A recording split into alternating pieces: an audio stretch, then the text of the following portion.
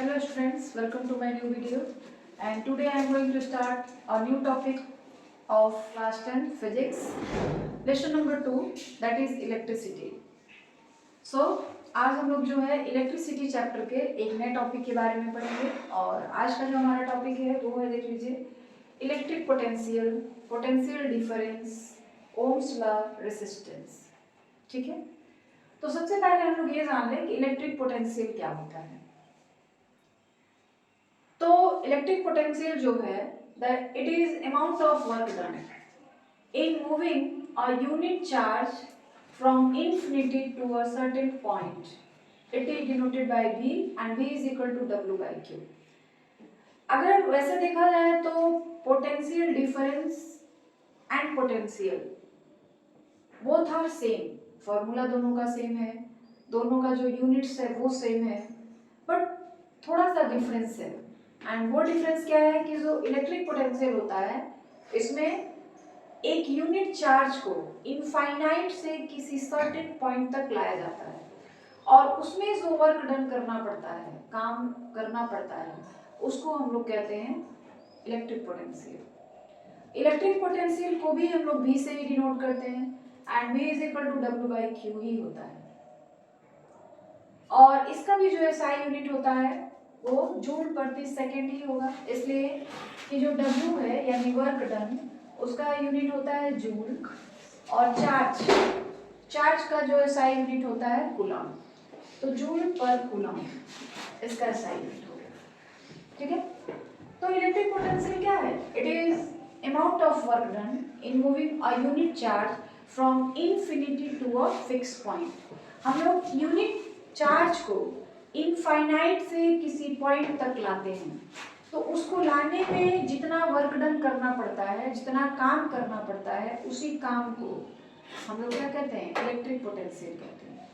ठीक है, और अब potential difference, it is defined as the amount of work done in moving a unit charge from one point A to another point B। इसमें क्या है ना कि दो पॉइंट पहले से ही फिक्स है, एक पॉइंट A है, दूसरा पॉइंट B है। एक हमारे पास चार्ज चाहे प्लस का हो चाहे माइनस का हो, यहाँ पर है, पॉइंट A पर है, उसको हमको मूव करा कर ले जाना है कहाँ पर? पॉइंट B पर। तो पॉइंट A से चार्ज को हमने मूव कराया और कहाँ पे ले गए? पॉइंट B पर। तो कुछ तो आपको वर्क डन करना पड़ेगा चार्ज को एक जगह से दूसरी जगह ले जाने में, तो वहां पर जो वर्क डन होगा उसी वर्क डन को हम लोग कहते हैं पोटेंशियल डिफरेंस। यहाँ पे दो पॉइंट फिक्स है पहले से, A और B। इन A से B तक लाने में, मतलब एक चार्ज को A से B तक लाने में जितना वर्क डन होगा उसी को हम लोग कहते हैं potential difference. It is also denoted by V and V is equal to W by Q, W is equal to V into Q। इसका भी SI यूनिट जूल पर सेकेंड ही होता है, जूल पर कूलाम ही होता है। ठीक है, तो नियर अबाउट दोनों जो हैं सेम ही हैं। क्लियर है? नेक्स्ट टॉपिक है हमारा इलेक्ट्रिक सर्किट। अब ये इलेक्ट्रिक सर्किट क्या है? A source of electric power in which a battery, loads, switches and other elements connected together by wires is called electric circuit. Electric circuit क्या होता है? Electric circuit is a source of electric power। जैसे हम लोग घरों में देखते हैं ना, वायरिंग होता है घरों में, तो वो क्या बताता है? रास्ता बताता है कि जो बिजली है, इलेक्ट्रिसिटी है, वो यहाँ से यहाँ पे जाएगी, फिर यहाँ से यहाँ पे, फिर बल्ब में, फिर पंखे में, इस तरह से। तो इलेक्ट्रिक सर्किट भी वही चीज है। इलेक्ट्रिक सर्किट जो है ये सोर्स ऑफ इलेक्ट्रिक पावर है in which a battery, load, switches and other elements connected together by wire, जिसमें बहुत सारी चीजें, बल्ब हो गया, पंखा हो गया, स्विच हो गया और बैटरीज वगैरह हो गए, इन सबको हम लोग तार के थ्रू जोड़ देते हैं। ठीक है, जैसे हमारे पास यहाँ पे एक इलेक्ट्रिक सर्किट है, देखिए हमने यहाँ पे एक बल्ब लगा दिया, ठीक है, यहाँ पे हमने एक आमीटर लगा दिया और यहाँ पे हमने एक बैटरी लगा दिया। ये इलेक्ट्रिक सर्किट हो गया, ठीक है, इसको हम लोग इलेक्ट्रिक सर्किट बोलेंगे। तो इलेक्ट्रिक सर्किट में क्या होता है कि जितने भी कंपोनेंट्स होते हैं, जैसे बैटरी हो गया, लोड्स हो गया, स्विच हो गए, बल्ब हो गया, फैन हो गया, ये सारी चीजों को हम लोग किससे कनेक्ट करते हैं, connected together bye wires, is called electric circuit. ये सारी चीजें किससे एक दूसरे से कनेक्ट रहती है, तार से। अब there are two types of electric circuit. जो इलेक्ट्रिक सर्किट होते हैं वो दो टाइप्स के होते हैं, एक होता है closed electric circuit and second one is open electric circuit. Closed electric circuit में जो होता है इलेक्ट्रिसिटी का फ्लो होता है, बट जो ओपन इलेक्ट्रिक सर्किट होता है उसमें इलेक्ट्रिसिटी का फ्लो नहीं होता है, ठीक है। सबसे इंपॉर्टेंट इस पूरे चैप्टर का सबसे इंपॉर्टेंट टॉपिक ये ओम्स लॉ। ओम्स लॉ क्या है?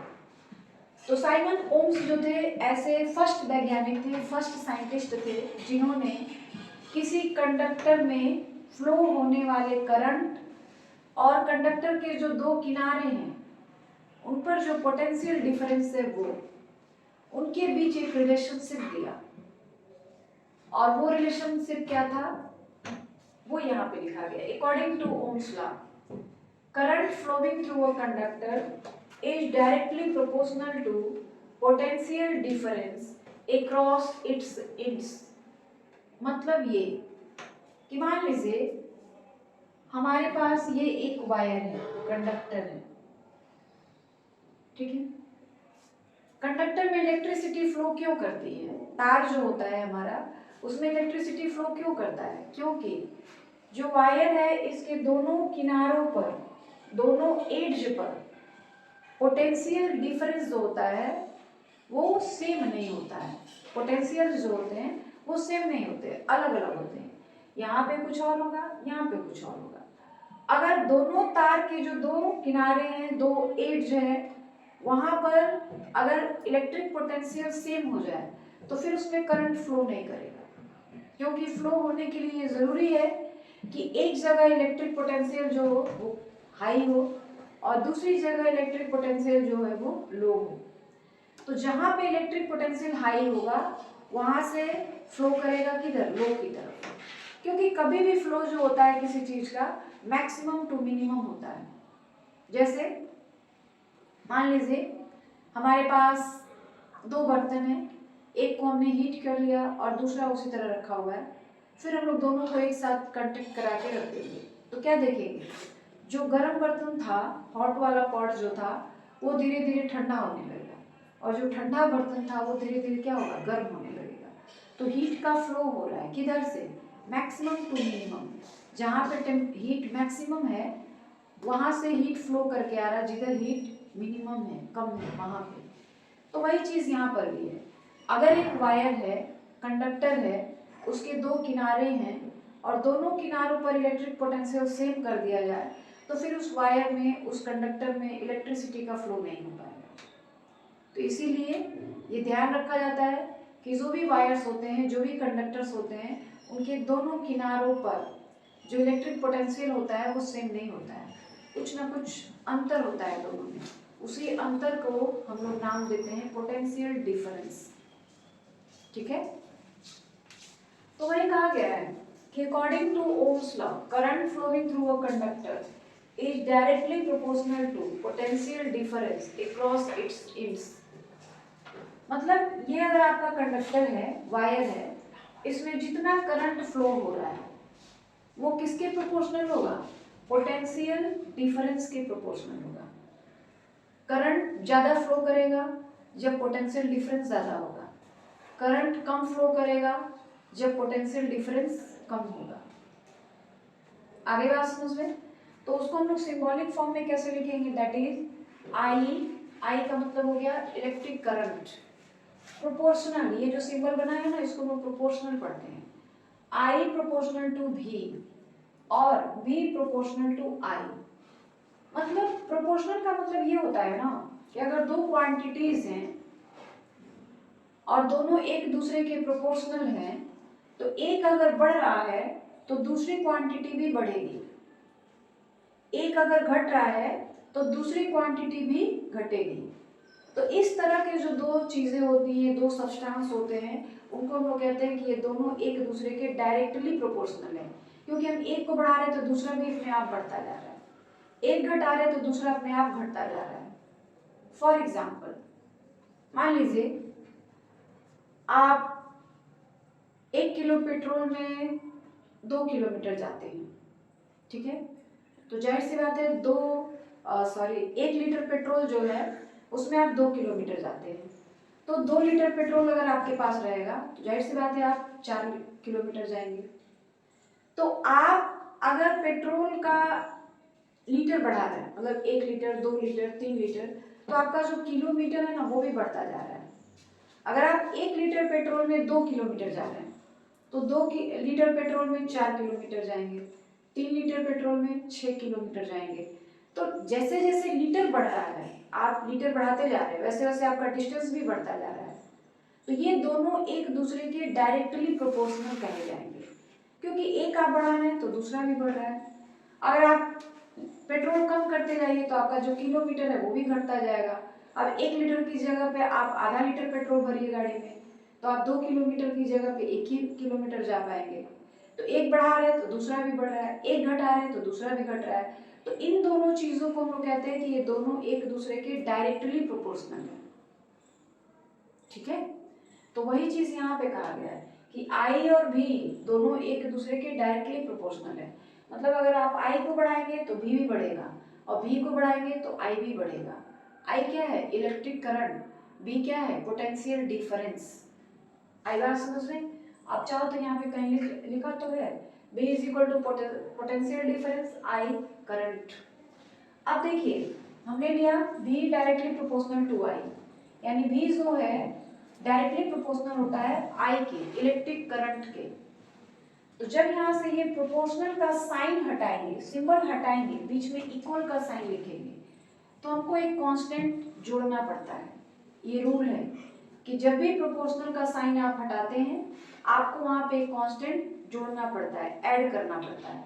तो लीजिए हमने यहाँ प्रोपोर्शनल का साइन हटाया, इक्वल का साइन लगा दिया, तो हमको I के पास एक कांस्टेंट जोड़ना पड़ेगा, वो हमने R लगा दिया है।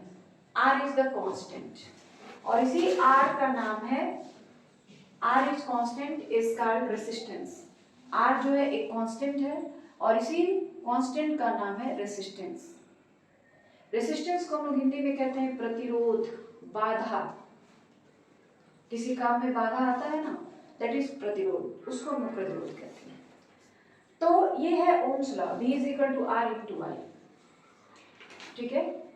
B is equal to R into I जो होता है, यही जो है हमारा ओम्स लॉ है। और ये R क्या है? यहाँ पे R जो है कांस्टेंट है, लेकिन इस R का नाम है, इसको हम लोग क्या कहते हैं? रेसिस्टेंस कहते हैं। अब हम लोग ये जान लें कि रेसिस्टेंस क्या है। ये तो जान गए कि R जो है रेसिस्टेंस है, ठीक है, लेकिन रियली में रेसिस्टेंस होता क्या है? देखिए resistance is property of conductor by which it resist. Resist का मतलब होता है रोकना, the flow of charge through it. मतलब ये कि कोई भी कंडक्टर है, कंडक्टर सारे मेटल्स भी कंडक्टर होते हैं, जो आपका वायर है दैट इज आल्सो कंडक्टर। जितने भी मेटल्स होते हैं वो सारे कंडक्टर्स होते हैं, जितने वायर्स होते हैं सारे कंडक्टर्स होते हैं।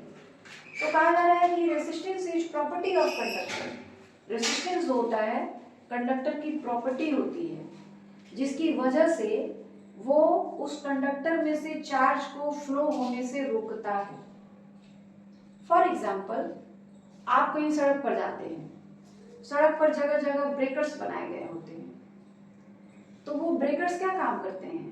आपके जो गाड़ी का स्पीड है उसको रोकते हैं, उसको कम करते हैं। तो सड़क के अंदर जो जगह जगह ब्रेकर्स बनाए गए होते हैं दैट इज रेसिस्टेंस। और वो रेसिस्टेंस क्या करता है? आपकी गाड़ी के स्पीड को कम करता है, रोकता है। उसी तरीके से जो हमारा कंडक्टर होता है, मान लीजिए कंडक्टर हमारा यही वायर है, ठीक है, तो इस कंडक्टर की एक प्रॉपर्टी होती है जिससे वो इसके अंदर से जो चार्ज फ्लो करता है उसको रोकता है, रोकने की कोशिश करता है। तो उसी प्रॉपर्टी को, जो कंडक्टर की ये प्रॉपर्टी है ना, जिससे वो अपने अंदर से फ्लो होने वाले चार्ज को रोकता है, उसी प्रॉपर्टी को हम लोग रेसिस्टेंस बोलते हैं। ठीक है, बात को समझ आई है कि रेसिस्टेंस क्या है? Resistance is the property of conductor by which it resist the flow of charge through it. मान लीजिए हमारे पास ये एक वायर है, तो इस वायर के अंदर एक प्रॉपर्टी होती है कि जब इसमें से इलेक्ट्रिक करंट फ्लो करेगा तो वो उस इलेक्ट्रिक करंट को फ्लो करने से रोकेगा, और उसी प्रॉपर्टी को हम लोग नाम देते हैं रेसिस्टेंस का। जैसे हमने कहा ना, सड़क पे ब्रेकर्स होते हैं और ये ब्रेकर्स स्पीड को रोकते हैं, स्पीड को कम करते हैं। उसी तरीके से कंडक्टर में रेसिस्टेंस होता है जो चार्ज को फ्लो करने से रोकता है, कम करता है। ठीक है, तो वही लिखा गया है, resistance is the property of conductor by which it resist, resist का मतलब रोकना, कम करना, the flow of charge through it. It is denoted by R. जो रेसिस्टेंस होता है उसको हम लोग आर से डिनोट करते हैं, सिंबल है इसका आर। और बाय पिक्चर, एक पिक्चर के थ्रू, तो उसका पिक्चर ये होता है, इस तरह से उसका डायग्राम बनता है रेसिस्टेंस का। ठीक है, और यही जो है हमारा रेसिस्टेंस है। मान लीजिए हमने यहाँ पे एक सर्किट बनाया, ये हमारा सर्किट है जिसमें एक बल्ब है, एक आमीटर है, और हमने यहाँ पे एक रेसिस्टेंस भी लगा रखा है इस तरीके से। तो ये आर है, ये एक सर्किट है जिसमें एक रेसिस्टेंस है, एक बल्ब है, एक आमीटर है और एक सेल है। ठीक है, तो it is denoted by R and it is represented by, ये इसका फिगर है, फिगरली इसको हम इस तरह रिप्रेजेंट करते हैं। आर इज इक्वल टू होता है वी बाई आई। वी क्या है बेटा? Potential difference. आई क्या है? Current. The SI unit of resistance is ohm. इसको हम लोग क्या पढ़ते हैं? ओम पढ़ते हैं, ओम। तो जो रेजिस्टेंस होता है उसका एसआई यूनिट ओम होता है। ठीक है, इतनी बातें क्लियर है आपको? कोई दिक्कत नहीं है, आगे बढ़ा जाए। अब हम लोगों ने अभी जो फॉर्मूले पढ़े ओम्स लॉ, उससे रिलेटेड कुछ क्वेश्चन सॉल्व करेंगे जिससे जो चीजें हैं और भी अच्छे से आपको क्लियर हो जाएंगी। पहला क्वेश्चन ये है, calculate the amount of work done to carry 4 coulomb of charge from a point at 100 volt to a point at 120 volt. कहने का मतलब ये है कि एक चार्ज है जो यहाँ पे मान लीजिए पॉइंट ए है, यहाँ 4 कूलम का चार्ज है हमारे पास। अब वो पॉइंट ए पे रखा हुआ है, जहाँ पे जो पोटेंशियल डिफरेंस है 100 वोल्ट है। ठीक है, उसको हम लोग मूव करा करके एक दूसरे पॉइंट पे ले जा रहे हैं। ठीक है, इसको हम लोग मूव करा के एक दूसरे पॉइंट बी पर लेकर आ गए। यहाँ पे जो पोटेंशियल, इलेक्ट्रिक पोटेंशियल है वो 120 वोल्ट है। ठीक है, तो दोनों पॉइंट के बीच पोटेंशियल डिफरेंस कितना आ गया? ये दोनों जो है ना इलेक्ट्रिक पोटेंशियल के मान दिए गए हैं। अब इस पॉइंट से आपको उठा करके 4 कूलम के चार्ज को इस पॉइंट पर लाना है, तो दोनों पॉइंट के बीच पोटेंशियल डिफरेंस क्या होगा? तो दोनों को आपस में माइनस कर देंगे 20 वोल्ट का। तो लिखिए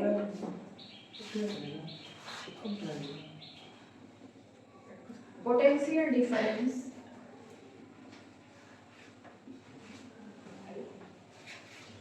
between 2 points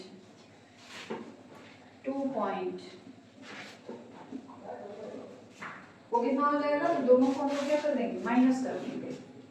120 volt minus 100 volt यानी 20 वोल्ट। तो ये पोटेंशियल डिफरेंस हो गया दो पॉइंट के बीच का। ठीक है, अब आपको निकालना है अमाउंट ऑफ वर्क डन। तो वर्क डन को हम लोग किससे दिखाते हैं? अब Q का मान दिया हुआ है 4 coulomb, W is equal to होता है Q इंटू V। V क्या है? पोटेंशियल डिफरेंस है। तो Q का मान 4 कूलम है, अब V का मान आपने भी निकाला है 20 वोल्ट। दोनों को मल्टीप्लाई करेंगे 80। वर्क डन है तो इसका SI यूनिट होता है जूल। वर्क डन कितना हो गया 80 जूल।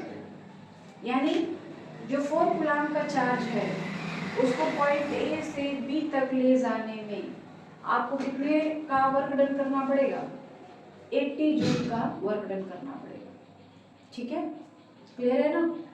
आगे बढ़ा जाए अब। चलिए अगला सवाल देखते हैं। What is the resistance of an electric lamp when hot if the lamp use 20 ampere when connected to 220 volt line. कहने का मतलब ये है कि सबसे पहले आप देखिए कि इसमें दिया क्या क्या चीज है। व्हाट इज द रेजिस्टेंस यानी आर का मान आपको निकालना है।